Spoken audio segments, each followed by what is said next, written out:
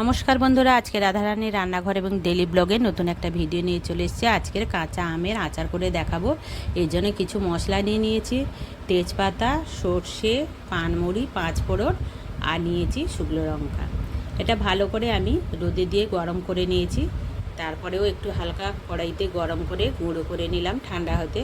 আর আমটা যে আমি ঝিরিঝিরি করে গ্রেটারের সাহায্যে করে রেখেছিলাম, তার মধ্যে হলুদ আর লবণ দিয়েছিলাম। সেইটার থেকে 10 মিনিট ঢাকা দিয়ে রেখে দিতে প্রচুর জল বেরিয়েছে। হাতে চেপে জলটা আমি বাদ দিয়ে দিয়েছি এবং আমটা রোদে দিয়ে শুকিয়ে নিয়েছি। দেখুন, এক্সট্রা যে জল ছিল সেটাও রোদের তাপে শুকিয়ে গেছে।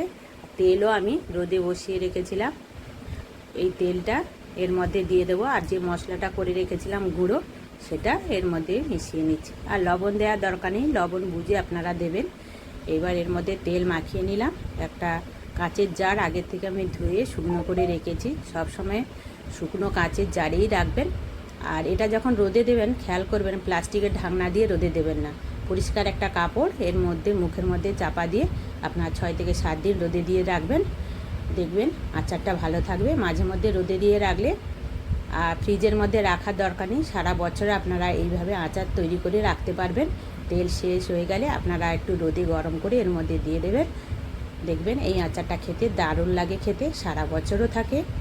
কোনো কড়াইতে বা রান্না করার কোনো ঝামেলা ছাড়াই অতি সহজে এই আচারটা তৈরি করা যায়, আর খেতেও দারুণ লাগে। এই ভিডিওটা যদি আপনাদের ভালো লাগে লাইক, শেয়ার, কমেন্ট করবেন। ভালোবেসে পাশে থাকবেন। দেখুন কত সুন্দর আচারটা হয়েছে। আপনারা অবশ্যই বাড়িতে একবার হলেও চেষ্টা করবেন।